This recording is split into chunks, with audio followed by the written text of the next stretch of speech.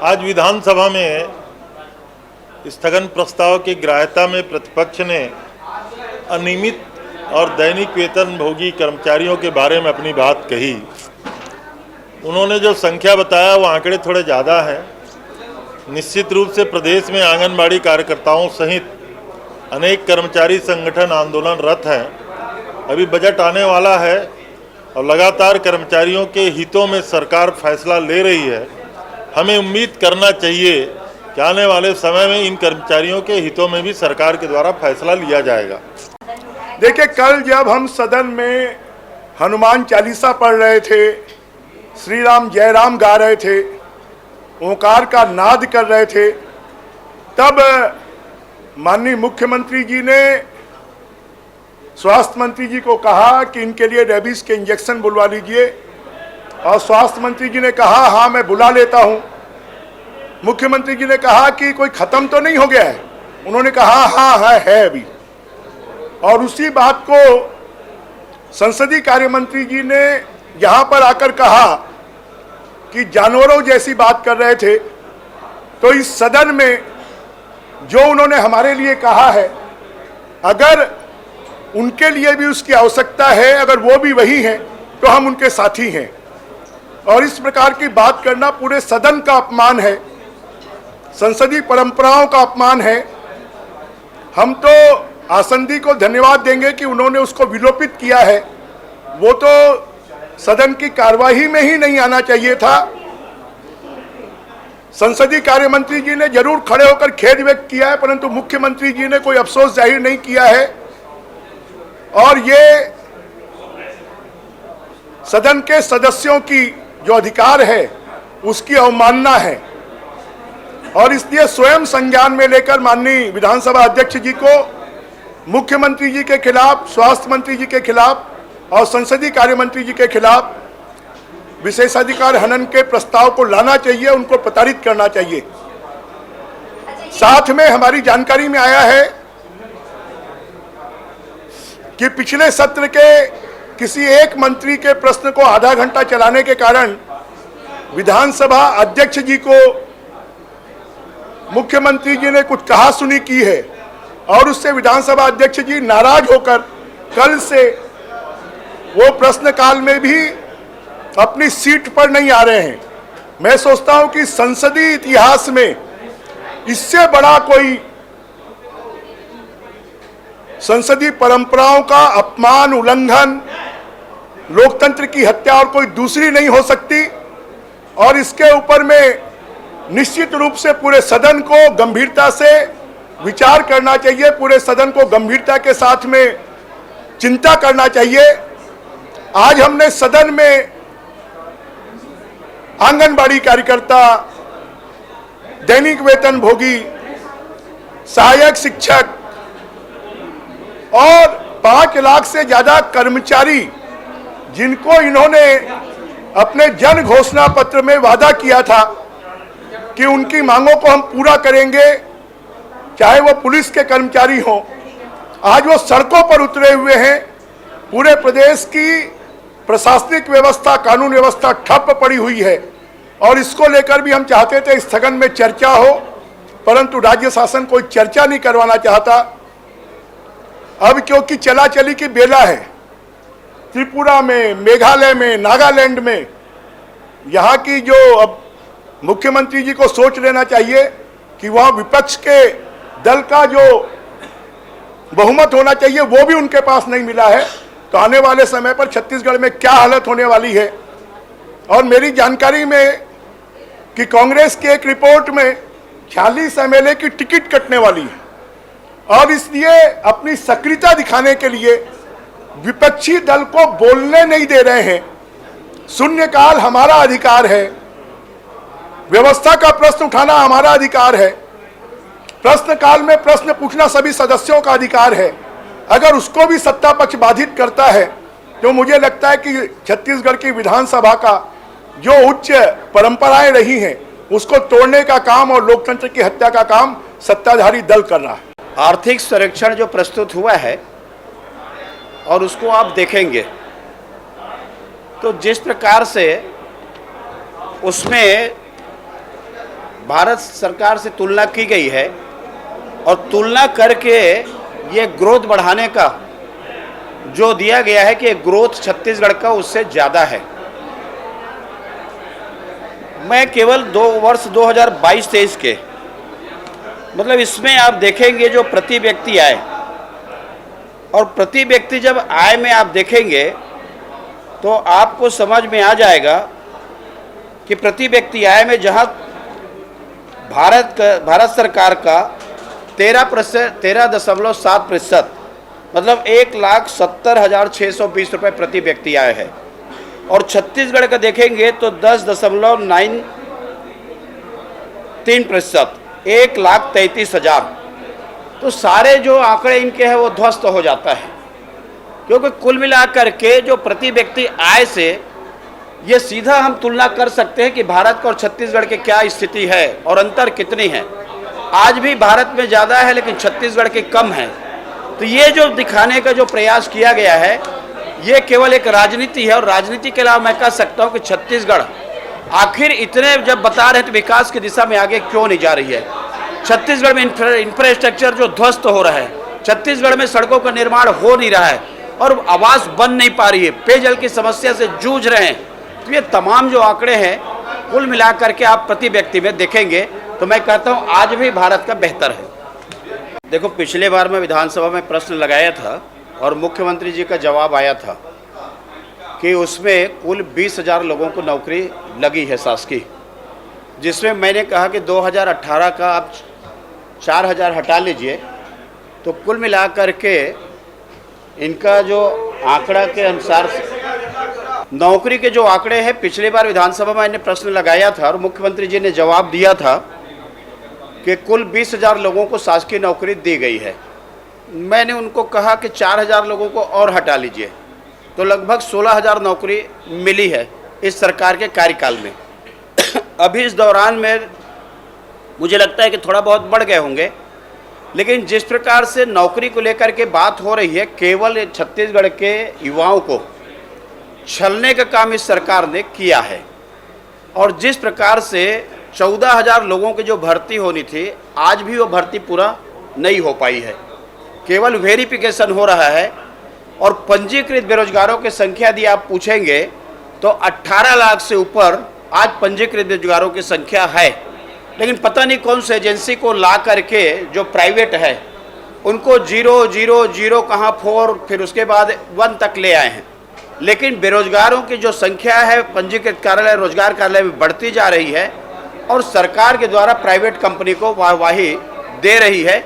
निश्चित रूप से छत्तीसगढ़ के जो युवा है और छत्तीसगढ़ के जो हमारे बेरोजगार हैं उनके साथ ये सरकार छलावा कर रही है। केंद्र सरकार लगातार ये प्रयास कर रही है। पूरे हिंदुस्तान में उनका जो आंकड़ा आया है उसमें नक्सल घटनाओं में कमी आई है, लेकिन मुख्यमंत्री छत्तीसगढ़ के उन्होंने बार बार कहा कि अब नक्सलवाद की चर्चा यहाँ नहीं होती। नक्सलियों ने उनको जवाब दे दिया और लगातार 4 कार्यकर्ता हमारे मारे गए, अलग अलग जिले से मारे गए।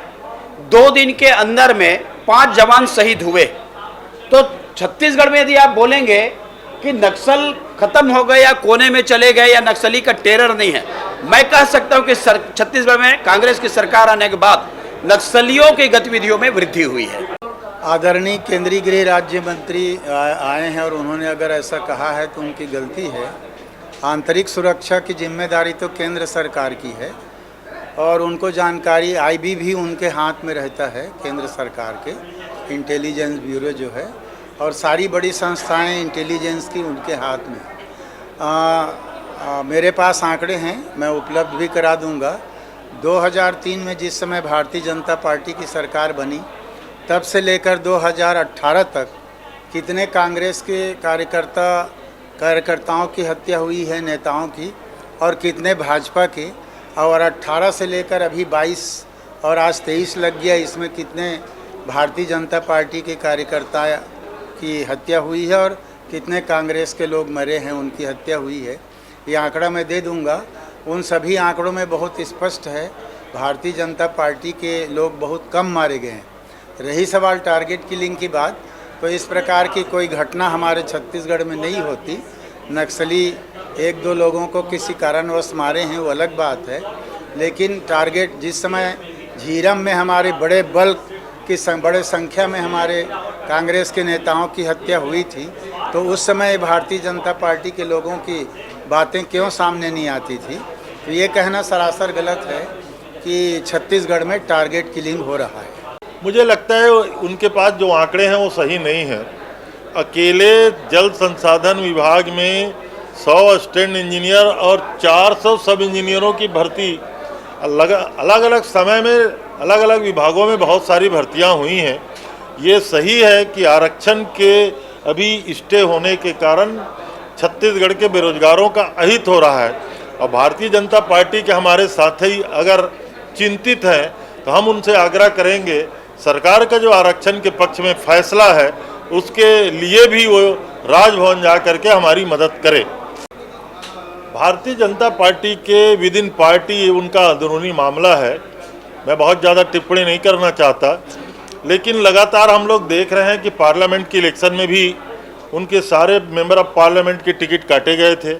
गुजरात चुनाव में भी उन्होंने बहुत सारे लोगों को बदला था, ऐसा हमने अखबारों में पढ़ा, और छत्तीसगढ़ में लगातार बदलाव जारी है। माननीय नेता प्रतिपक्ष बदल दिए गए, भारतीय जनता पार्टी के अध्यक्ष बदल दिए गए, तो उनके प्रभारी अगर कह रहे हैं कि अधिकांश लोगों को बदला जाएगा, तो मैं ऐसा समझता हूं कि भारतीय जनता पार्टी में परिवर्तन का दौर है। मुझे लगता है कि वो सारे प्रयोग कर लें, लेकिन छत्तीसगढ़ में हमारी सरकार की जो योजनाएं हैं जिसके कारण अभी हमारी बहुमत 90 में 71 के बहुमत की सरकार है, आने वाले समय में जिस तरीके से आदरणीय भूपेश जी के प्रति जनता का विश्वास बढ़ रहा है, हम 75 की सरकार बनाएंगे छत्तीसगढ़ में, भारतीय जनता पार्टी चाहे कुछ भी कर ले। मुझे लगता है कि देश में आदरणीय मोदी जी के चेहरे के अलावा भारतीय जनता के पार्टी के पास कोई न तो मुद्दा है, न कार्यक्रम है, न नीति है, न जनता के पास जाने के लिए कोई उनके पास सब्जेक्ट है। इसलिए जब भी कभी ऐसा प्रश्न आता है तो आदरणीय प्रधानमंत्री जी का नाम वो ले लेते हैं, लेकिन छत्तीसगढ़ की जनता समझती है, छत्तीसगढ़ में लोगों का विश्वास है, भूपेश है तो भरोसा है। दो अलग अलग बातें हो रही हैं। राज्य मंत्री केंद्रीय गृह अगर आके कह रहे हैं कि नक्सल समस्या कम हो रही है, तो ये उनके पास पुख्ता आंकड़े हैं। भारतीय जनता पार्टी के स्थानीय लोग अगर कह रहे हैं तो ये वो उनकी राजनीति है। और दोनों बातों को लेकर मैं कहना चाहता हूँ, हम लोगों ने 15 साल भारतीय जनता पार्टी की हुकूमत देखी है। पूरा बस्तर में समानांतर सरकारें चला करती थी।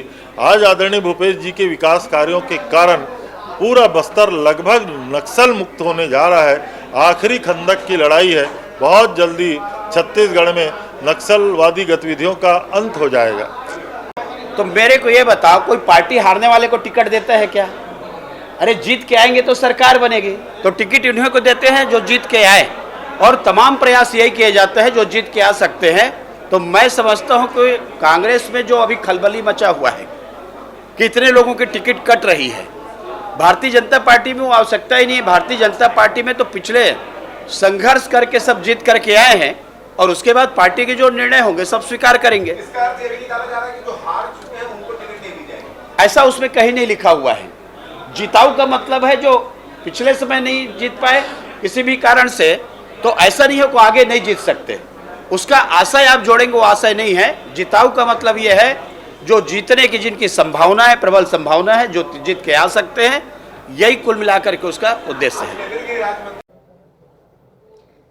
इसमें बहुत सारी जो योजना है उसका क्रियान्वयन और जो उसका रिजल्ट रहता है, इस भारत सरकार और राज्य सरकार का अपना तुलनात्मक रहता है, और उसमें जब तुलनात्मक देखेंगे तो हर क्षेत्र में हमारा प्रदर्शन बेहतर रहा है।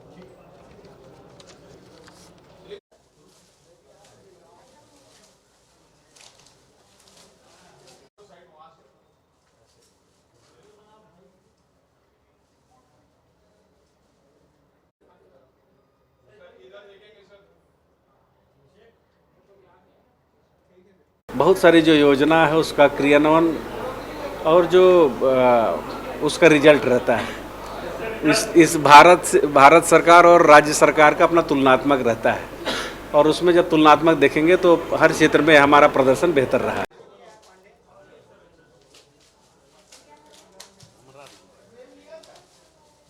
आज प्रश्नकाल में 5 नंबर के प्रश्न स्वास्थ्य विभाग का जो उपकरण खरीदे और इस खरीदी में जो भ्रष्टाचार को लेकर के अपन जो लगाए थे उसमें जो जवाब आया और जवाब आने के बाद में मंत्री जी ने जो जानकारी नहीं, उन्होंने कहा कि मैं सारे जानकारी लूँगा और जानकारी लेने के बाद में आपको जानकारी उपलब्ध कराऊंगा। और इसलिए मैं चाह रहा था कि जानकारी नहीं है तो प्रश्न को आगे बढ़ाया जाए, क्योंकि अधिकारियों के द्वारा आधी अधूरी मंत्री को जानकारी दी जाती है और इसके कारण में समुचित उत्तर सदन में आता नहीं है। किंतु उसके बाद भी मंत्री जी आश्वस्त किए हैं कि हम पूरे उनके जो प्रश्न किए हैं उनकी जानकारी उपलब्ध कराएंगे। आज और कल 2 दिन की घटनाएं आप देखें कि जो महत्वपूर्ण स्थगन प्रतिपक्ष का अधिकार है कि जो प्रदेश में घट रही घटनाओं के संदर्भ में इस सदन में हम चर्चा करें, और कल जिस प्रकार से आप देखे हैं आप लोग, और आज हम लोग पूरे जो कर्मचारी, चाहे वो संविदा हो, अनियमित कर्मचारी हो, विद्या मितान हो, उसके बाद में अलग अलग विभाग के जो सारे कर्मचारी हैं और उनके द्वारा अपने मांगों को लेकर के जिस मांग की कांग्रेस ने घोषणा पत्र में जारी किया था कि हमारी सरकार बनेगी तो उन मांगों को हम पूरी करेंगे, लेकिन उनको लेकर के जिस प्रकार से 4.25 साल बीत जाने के बाद भी अभी सरकार के द्वारा जो रिपोर्ट मंगाई जा रही है, अधिकारियों के द्वारा, विभाग के द्वारा उनको जानकारी नहीं दी जा रही है, और कुल मिलाकर के जो नियुक्ति उनकी नियमित होनी चाहिए, कलेक्टर रेट में होनी चाहिए, और जो बाकी जो उनकी मांगे हैं वो पूरी होनी चाहिए, इसको लेकर के 4.25 बीत जाने के बाद भी ये सरकार अभी तक आश्वस्त भी नहीं कर पा रही है, क्योंकि इतने लापरवाही बरती जा रही है कि जानकारी भी नहीं आई है। और ऐसे स्थगन में जो महत्वपूर्ण चर्चा होनी थी उसको चर्चा में लिया नहीं गया। निश्चित रूप से इस बात को लेकर के प्रदेश के में काफ़ी संख्या में लोग आक्रोशित हैं और अभी धरना स्थल में उनसे हम मिलने के लिए जा रहे हैं और मिल करके बातचीत करेंगे, और भी जो मांगे हैं उनको उठाने की जरूरत पड़ेगी तो इस विधानसभा में उठाएंगे। योजना आर्थिक एवं सांख्यिकी आर्थिक सर्वेक्षण रिपोर्ट 2022-23 जारी किया गया। आर्थिक सर्वेक्षण 2021-22 के प्रमुख बिंदु सकल घरेलू उत्पाद, GSDP, gross state domestic product के वर्ष 2020-21 का त्वरित एवं 2021-22 का अग्रिम विधानसभा बजट सत्र में छत्तीसगढ़ राज्य का आर्थिक सर्वेक्षण वर्ष 2021-22 पटल पर प्रस्तुत किया गया। इस प्रकाशन के प्रमुख बिंदु में राज्य का सकल घरेलू उत्पाद 2000 छत्तीसगढ़ राज्य का जीएसडीपी स्थिर भाव पर वर्ष 2021-22 में 2,67,681 करोड़ रुपए से बढ़कर 2022-23 में 2,89,082 करोड़ रुपए अनुमानित है। इस वर्ष विकास दर 8% होना अनुमानित है। छत्तीसगढ़ एवं भारत के जीडीपी विकास दर स्थिर भाव आधार 2011-12 पर तुलनात्मक विवरण इस प्रकार है। वर्ष 2021-22 में छत्तीसगढ़ का विकास दर 8% एवं भारत सरकार का 7% है। छत्तीसगढ़ राज्य का जीएसडीपी प्रचलित भाव पर 2022-23 में 4,57,608 करोड़ रुपए अनुमानित है। इस वर्ष जीएसडीपी प्रचलित भाव विकास दर 60% होना अनुमानित है। जीएसडीपी के घटकों की विकास दर स्थिर भाव आधार वर्ष 2011-12 में छत्तीसगढ़ एवं भारत सरकार का तुलनात्मक विवरण इस प्रकार है। 2022-23 में कृषि के क्षेत्र में छत्तीसगढ़ का प्रदर्शन 9.93 रहा है, जबकि भारत सरकार 3.45 पर रहा है। उद्योग क्षेत्र में हमारा जो प्रदर्शन है वो 7.83% है, जबकि भारत सरकार का 4.11। सेवा क्षेत्र में हमारा जो प्रदर्शन है 9.21 और भारत सरकार का 9.14 है। अखिल भारतीय वृद्धि दर से तुलनात्मक रूप से हमारा प्रदर्शन बेहतर रहना अनुमानित है। 2022-23 में अखिल भारत की तुलना में कृषि, उद्योग एवं सेवा क्षेत्र में अधिक वृद्धि हुई है, जो कि शासन की नीतियों एवं योजनाओं के क्रियान्वयन के फलस्वरूप तुलनात्मक रूप से वृद्धि परिलक्षित हुई है। जीडीपी स्थिर भाव आधार पर वर्ष 2011-12 में क्षेत्रवार योगदान का छत्तीसगढ़ एवं भारत सरकार का तुलनात्मक विवरण निम्नानुसार है। 2022-23 में कृषि के क्षेत्र में हमारा प्रदर्शन 16.9%, जबकि भारत सरकार 15% रहा है। उद्योग क्षेत्र में हमारा प्रदर्शन 49.9% रहा है, जिसके तुलना में आप भारत सरकार का देखेंगे तो केवल 30% रहा है।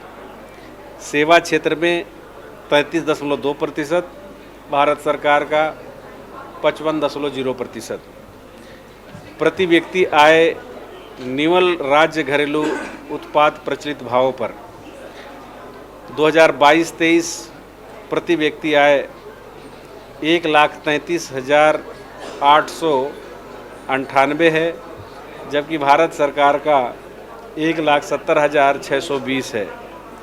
वृद्धि प्रतिशत में 10.93% छत्तीसगढ़ और भारत सरकार का 13.7% रहा है।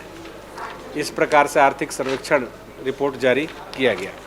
हम बहुत सारे क्षेत्र में भारत सरकार से बेहतर प्रदर्शन किए और हमारा जो प्रदर्शन हो बेहतर रहा है।